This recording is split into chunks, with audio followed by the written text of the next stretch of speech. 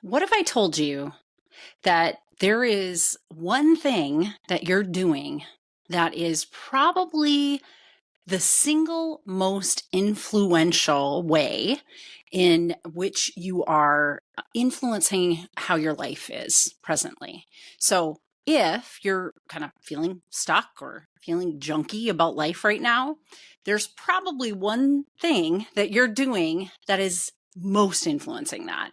But similarly, if you're feeling great about your life, if you're feeling peaceful and content about your life, it's the very same thing that you're doing that I think is most influencing that state of your life. It's interesting. This conversation that we're going to be having on the podcast today, it came up in the context of a recent consultation group that I was in with other therapists.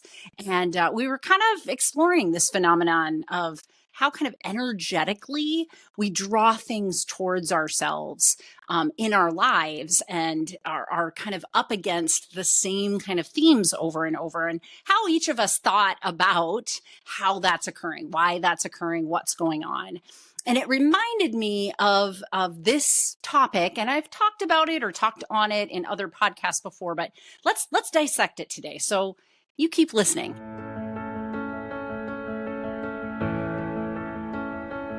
I know your deep, dark secret. You don't like your life. You're a woman in midlife, and for the past 2 decades or more, you've poured yourself in to other people. You've poured yourself into your career, your family, and yet on the inside, you feel broken. And that's no way to be. I'm Dr. Natalie Marr. I'm a clinical psychologist and a life transition expert. It wasn't too long ago that I was in your shoes, waking up in my early 40s thinking I've got 2 failed marriages and I'm a single mom for the second time in my life. And I just knew that I could do better, that I could feel better. Fortunately for you, I have about 20 years experience clinically. And so I've created a method that will help you learn to love your story. I know that the story that you're telling yourself about your life feels awful. And I know that you think that you can't change that. I assure you, you can. And when we work together, I'm going to help you to craft a different story, a story that you love, a story that makes you want to get up every single day. Let's work together to help you love your story.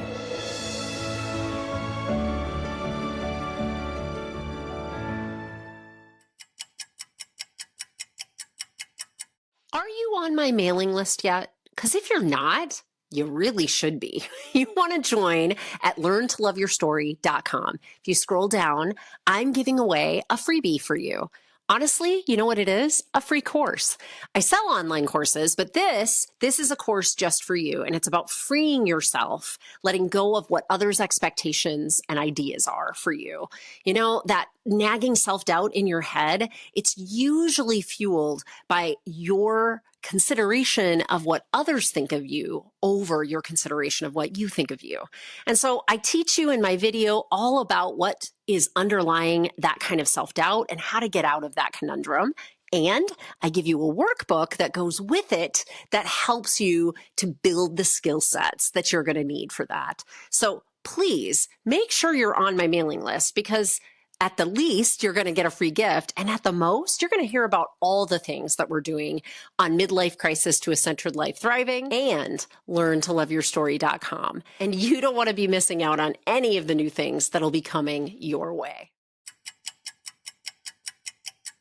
Welcome back to Midlife Crisis to a Centered Life Thriving. So today we're going to be talking about this concept of how the story we tell ourselves is so influential that it indeed can kind of create a context around us. And if we're in a space in our lives where we're feeling stuck, we're feeling kind of blah about life, if midlife is going more towards the crisis route, if we're, starting to burn out and not like where things are at in our lives, that it might in large part be influenced by this story we tell ourselves about ourselves, the story we tell ourselves about us. And the idea of story, this has come up before because we've talked about how that's why I called it learntoloveyourstory.com, the website that I have with all of the resources that I put out there for you. Story is powerful, right? Story is so powerful.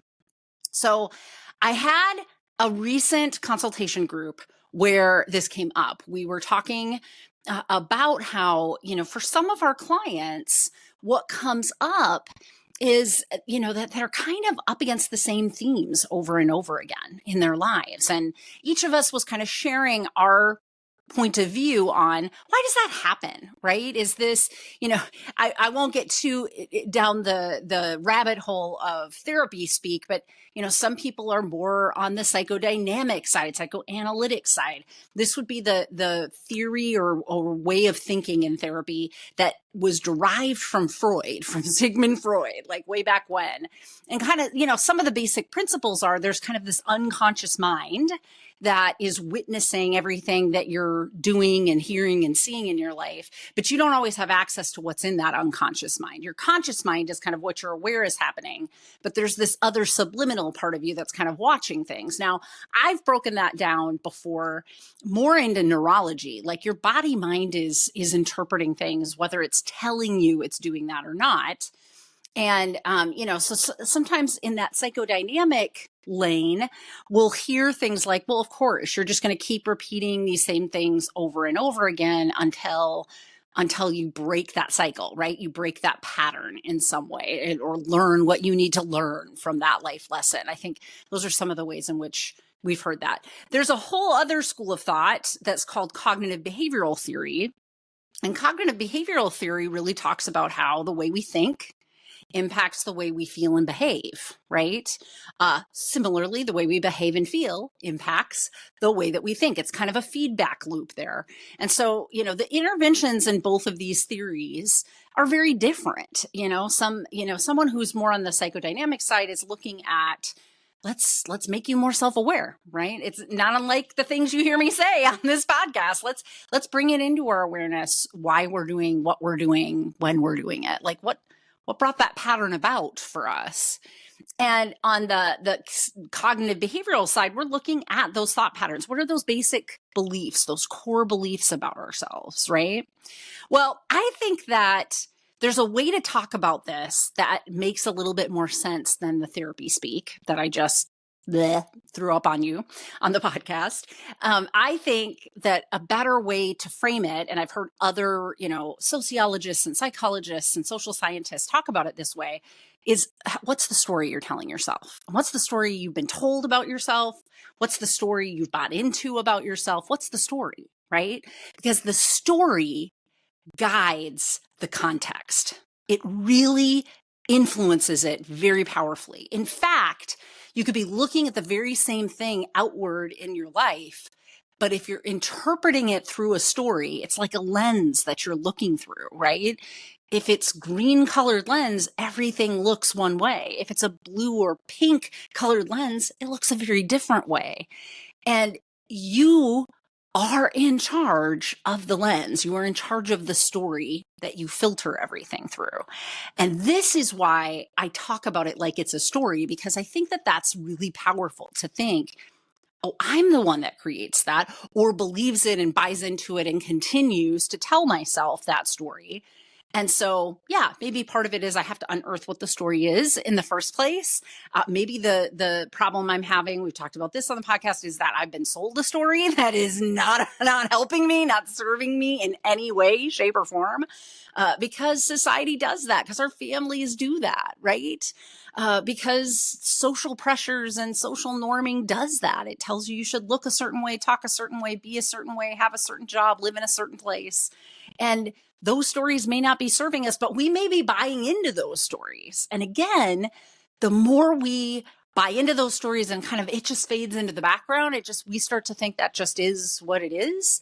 It shapes the context of our life. It shapes these experiences that we're having emotionally, of feeling stuck, of feeling dissatisfied in midlife, of feeling like, man, you're looking around and this is all there is. Like, I did all the right stuff. Like Dr. Natalie, I checked all the boxes. I did everything I was taught to do.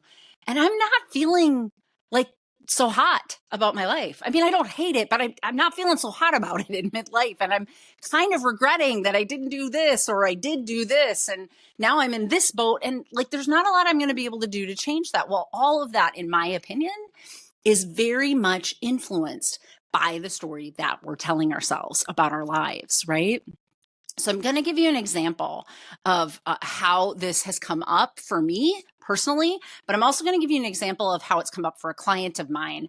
And I think that both of these stories are really helpful in helping you understand how when we shift the story, everything can shift. So I'm going to read you something that I read on Instagram, and it's by, and I'll put her links in the podcast notes, but it's by the holistic psychologist is what she goes by. And her real name is Dr. Nicole LePera. She's written a book called How to Do the Work. She has a workbook on how to do your work. And she, helps people with very similar themes of feeling stuck, feeling overwhelmed, and gets very neurobiologically clinical about here's what's happening in your nervous system and here is why we need to help you clear your body mind. But she does these posts on Instagram every week, and one of them struck me, just really struck a chord because it was so telling of my own childhood, right?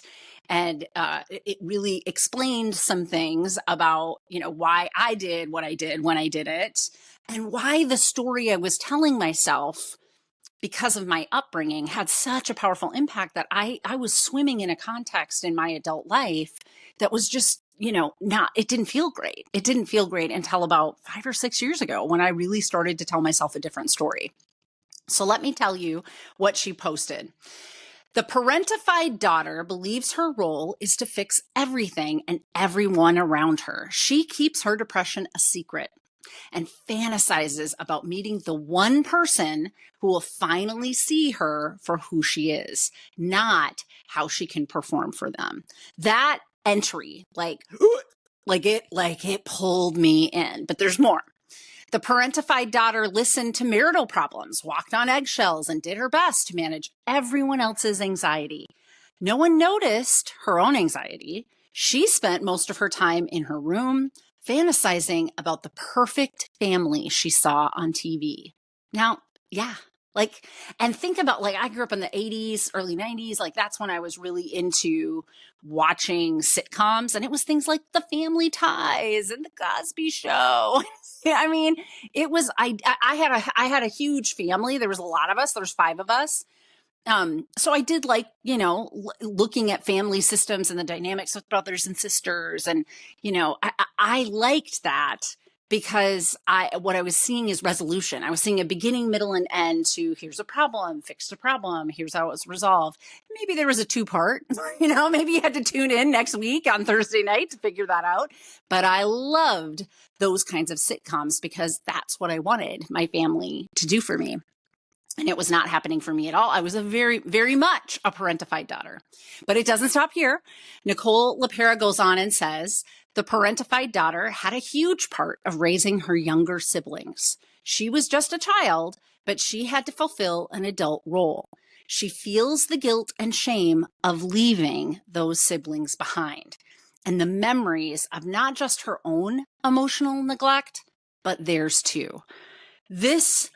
I got teary as I read this one. Some of hers are very powerful. They're more applicable to, coaching and clinical clients that I help. But this one, I just felt like she was speaking to my heart, to my experience, to my lived experience. And I very much have struggled off and on with the story that it was my job to take care of my younger siblings. That was what my parents doled out to me. And that I made selfish choices to go off to college, and I left them behind, and their lives started to disintegrate after that. Now, they were becoming teenagers. There's all likelihood that I was a horrible child parent because I was a child parent and not supposed to be their parent. I was a child. So there's all sorts of reasons why that happened. But in my head, there was a lot of guilt about that.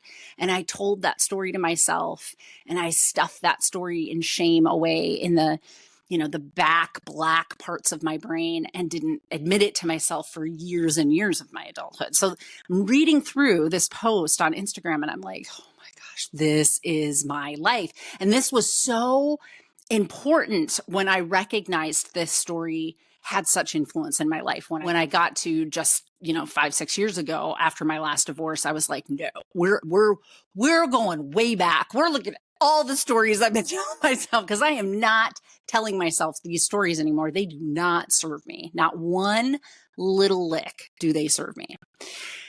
Still not done. Nicole LePera goes on and says, the parentified daughter never had a parent attuned to her emotions. No one mirrored her own reality back to her. So she's still confused about what she wants and who she is, her entire sense of self. Whoa. Like mic drop, right? Oh, you guys, I heard this or read this rather. I read this and I was like, yeah. Because even though I've started to tell myself a different story, I was like 43, 44 as I started to tell myself that new story. Like I still am struggling with, do I know what I really want? And so many of my coaching and clinical clients, same thing. In midlife, if you're feeling stuck or you're looking at midlife crisis down the barrel, there is a high likelihood that this is a concept that you're struggling with. Now, the parentified daughter isn't the only way in which this becomes a thing, becomes manifest. But definitely when you didn't have a caregiver in your life or a safe adult in your life that could reflect back your emotional state and what we call co-regulate with, it's like they demonstrate regulating and taking care of your emotions with you so that you learn to do that for yourself. One of the deep-seated real traumas of that is you don't learn to identify what created that dysregulation in the first place. You don't recognize your own emotional states. You don't realize that this happened and I felt this way and that means this. You just start telling yourself the story that nobody sees you, that you don't matter, that your emotional state is not important. Parentified kids, and myself included, also sometimes have a layer where they're now responsible for the adult and their emotional experience of your emotions. So I got dysregulated. My parents amped. They didn't meet me and regulate me. They were like, how could you, blah, blah, blah. And, they got big or they got emotional or they felt awful as parents. And I needed to stroke those egos in order to get out of that situation. So I not only was neglected, I not only wasn't seen or wasn't even identifying in myself why I was having an emotional state or what that was about.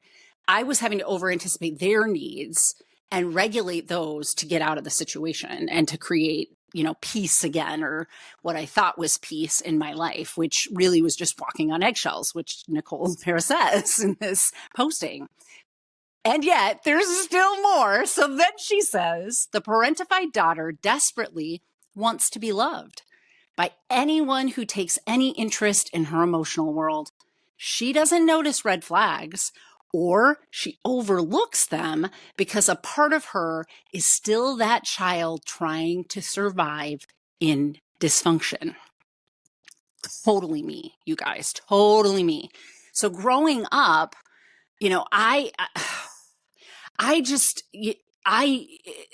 as soon as somebody paid attention to me, like even in friendships, like early on, right? As soon as somebody paid attention to me, then I was all in. So I had this experience when I was in 6th grade, 7th grade. I think it was 6th. I had created a best friend group. Now, I moved in 4th grade. There's this weird phenomena in Minnesota. I got to just get a little background. So in Minnesota, if you were not in a friend group by 4th grade, you most likely, even in your adult life, even almost 50, will feel an outsider, even if you've lived here all your life since. There's this weird phenomenon where, like, if you knew us when we were all in kindergarten, then we're besties and we got your back. But if you didn't know us by 4th grade, then, we will like you. We'll be your friend, but you will always be an outsider. And I have not researched this. I'm not a sociologist or a social psychologist, so I can't speak to why that happens, but I can say it's definitely a phenomenon. And most definitely, I don't know if it's a Midwest thing, but it's definitely a Minnesota thing. So I got here right at the tail end of fourth grade. It was this very, very narrow window of if I could get liked then, like then I'd be in. But if it had been fifth grade by the time my parents had moved, it probably wouldn't have worked. And by the grace of whatever, I hit that narrow window, and I did start to have a friend group. And I also was in a very small class. My parents put us in Catholic schools. So I don't know, we probably had 20 kids in the class or something like that. And 2/3 of them are girls. So I was able to solidify friendships, in fourth and fifth grade. But by sixth grade, there was kind of a popular girl group that had pulled me in.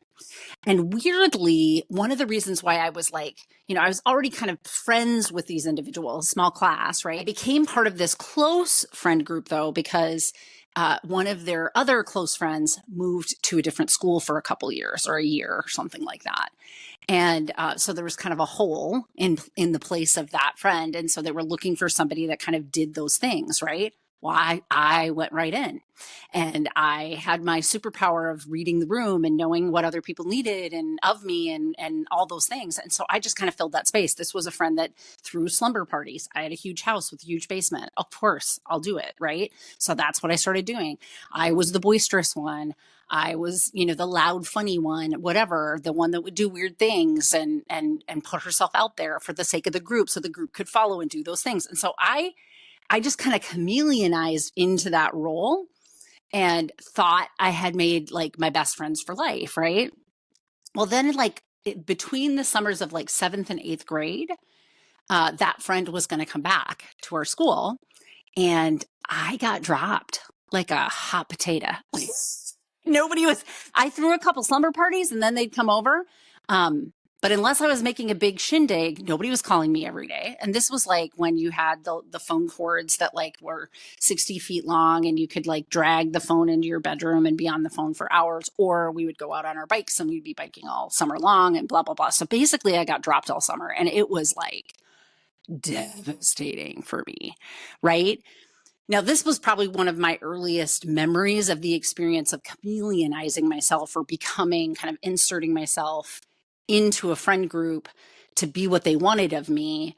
And knowing that's kind of a red flag, right? Like I didn't know that prior to this, but boy, did I learn it in that. And I was much more sensitive to it in high school and college, but I still would find myself doing it a bit, like more knowingly doing it, right? So you go back to the change podcast from last week. I mean, I was more in chapter 3 where I'd be walking right into it, but knowing I was walking right into it. But yeah, like that's what I learned. And that is definitely one of the things that was happening in my marriages and in dating and all of those things. So you guys, this was so me. And I'm reading this and I'm like, oh, what? Like you are like speaking to me. My goodness. So here's how she ends this. I'm going to read 2 parts together and then we'll talk a little bit about it. So the parentified daughter then feels so much anger, but she represses it. She tells herself it wasn't that bad and smiles in public. She directs her anger out on herself through restricting herself, punishing herself for any mistakes, and being her own worst critic. To everyone else, she's the cheerleader. But the parentified daughter feels like her life is in a haze. She can't focus. She forgets things. And sometimes she watches herself scrolling for hours, but she can't stop. Her burnout from caretaking her entire life and her body is in freeze. That is why I found myself 5 years ago in another divorce. I was burned out from caretaking. I mean, I was doing it for a career. I was doing it in my personal life. I was doing it for my kids. And like when that whole thing blew up, one of the things that I realized is I am not doubling down on the caretaking thing anymore. My body was screaming enough, right? I was angry, but I was repressing my anger. And I knew that was not going to be my way out of this. I was going to have to rewrite the narrative, the story that I was telling myself about why I do what I do when I do it. So I read you all of this and I'm saying to you like all the way through, this is me. This is what I've struggled with. This is why I've struggled with this. But I bring it back to the idea of the story. So one of the things as you go through that you start to notice is the parentified daughter, tells herself the story that it's her responsibility to take care of other people over herself. Like, she doesn't matter. Other people matter always. She never matters.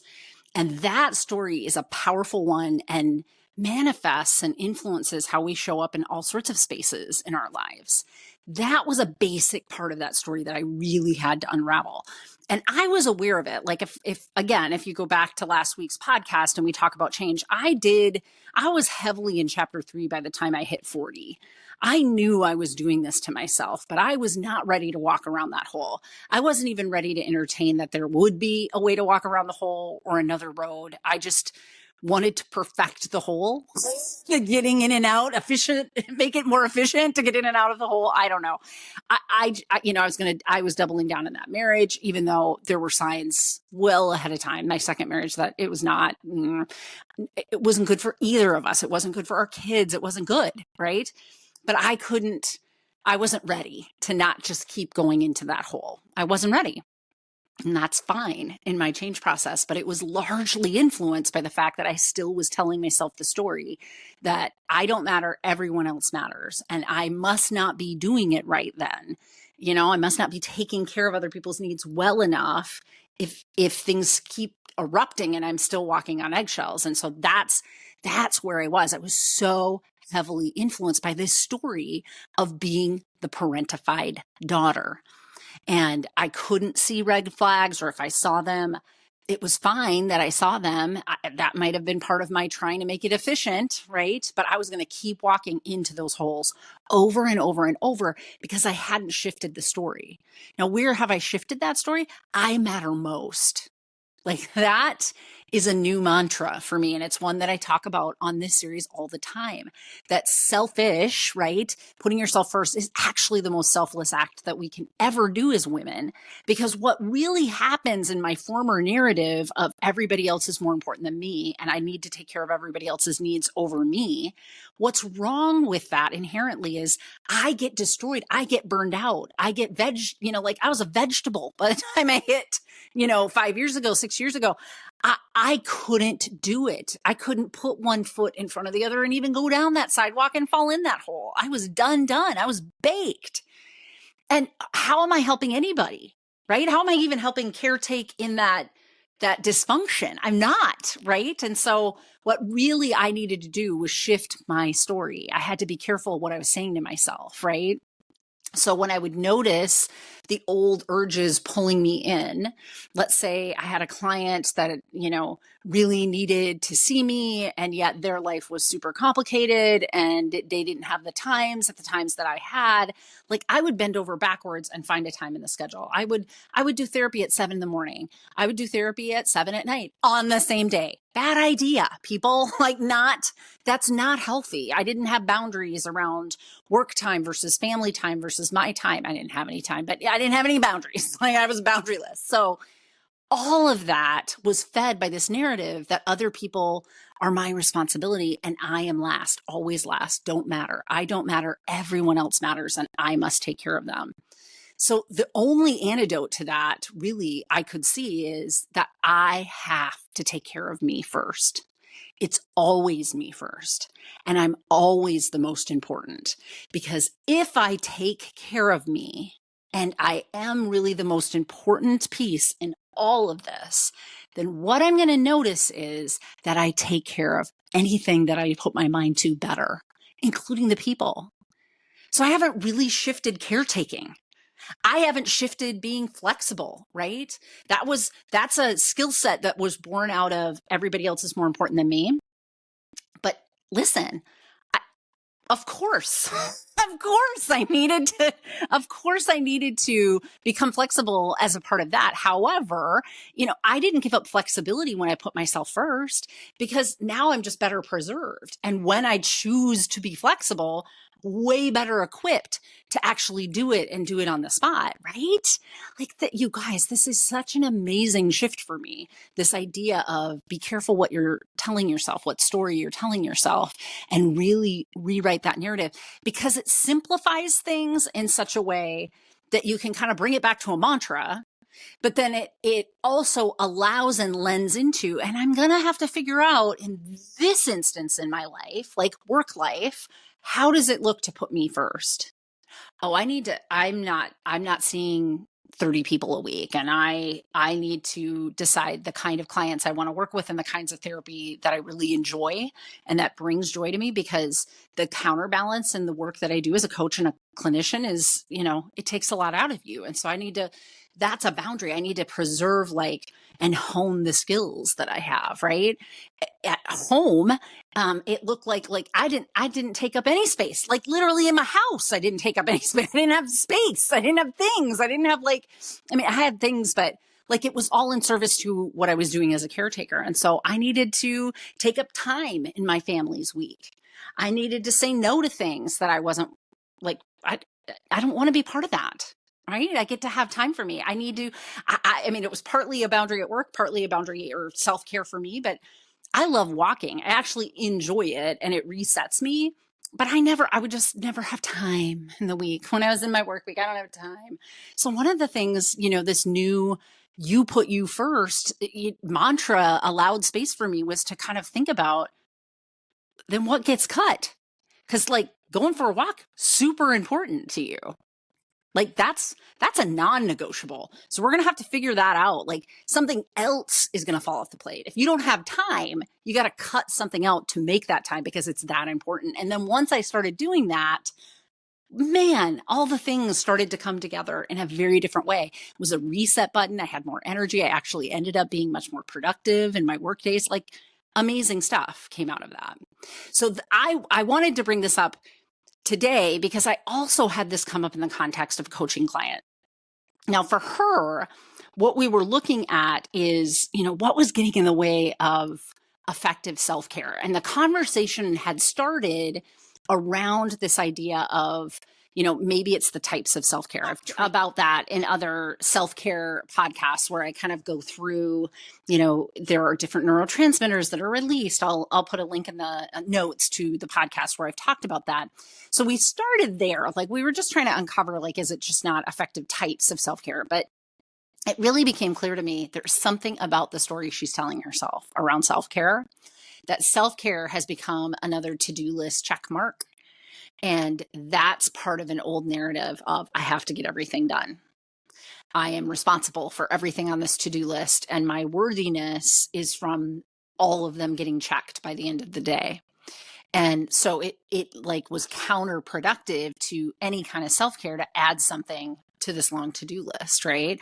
What she really needed more, if you're looking at type of self-care, was boundaries and prioritization of her stuff over any other stuff on that parentified daughter kind of to-do list that gets put together. But she had a very similar narrative, a very similar story that she had been handed as a child, being parentified in her family, that she was didn't matter. Her stuff didn't take up space, shouldn't take up space, but everybody else's should. And part of, what went into this reflexive, I have a to-do list and I need to get it done, that then was interfering with her ability to really layer in self-care in the way that I teach it in my online courses and in group coaching and in individual coaching.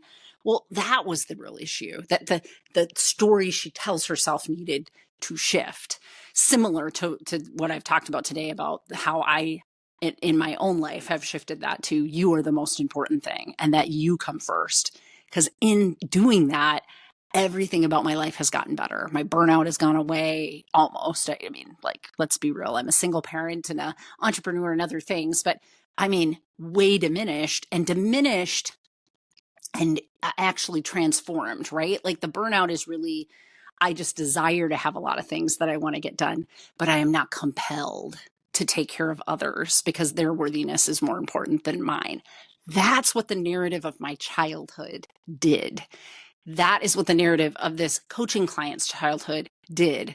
And so until we stop telling ourselves that story, nothing will shift. All the contexts of our life still are getting filtered through that story and still feel terrible. my coaching client has more things on her to-do list now that we've been talking, since, uncovering this than ever. But she too has found that by like flipping the narrative and she really is most important, part of what that is there's more for her in that to-do list. And when she's taking care of herself and putting herself first, she is more productive, just like I found. Like, it's amazing how you just find energy stores. It's like it breeds energy, right? It creates more. I can't, I don't know what the phenomena is with that. We'll go back to, I was, talking about this in this consultation group of mine. And I'm like, I've just seen people switch that narrative. You can call it bringing it into self-awareness, that there was an old, way of thinking about the world. It's kind of a combination of both of these, CBT and psychodynamic points of view.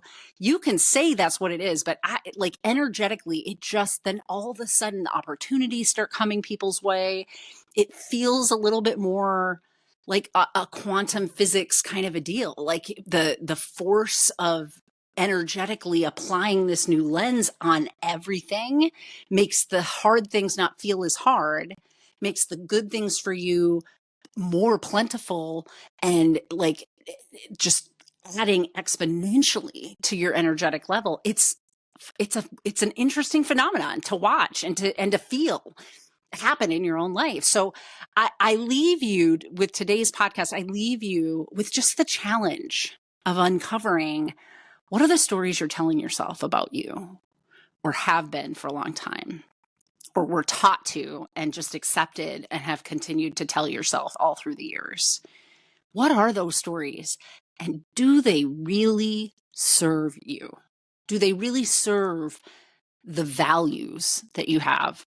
Do they really serve the people that you want to serve in your life? Because I don't know that they do. If you're feeling stuck and blah and don't like your life, or are in the midst of a midlife crisis, I don't think these narratives, I don't think these stories serve you. And I think you need to stop listening to them, and you need to rewrite them and come up with ones that do serve you and that do help you filter your life circumstances and context through them in such a way that you're living a life that feels centered. Because that, my friends, is how you will find peace and contentment and joy and all of the things that you've been searching for online with these self-help podcasts and books and things of that nature. That is how you're going to find that centered life thriving.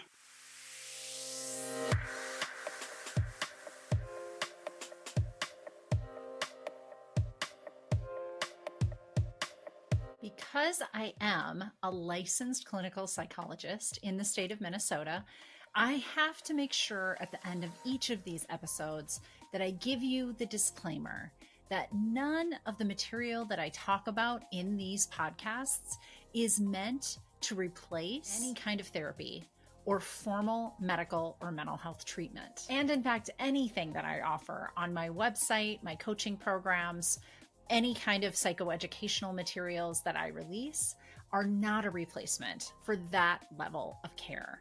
So just take that into account when you listen. This is information for you, and hopefully you find it of value, both as an educational tool and for your entertainment. And I also want to mention that if anyone you know is in a mental health crisis, needs additional help, I always include these two crisis resources. They're available to anybody. Pick up the phone and dial 988 for the National Suicide Prevention Lifeline.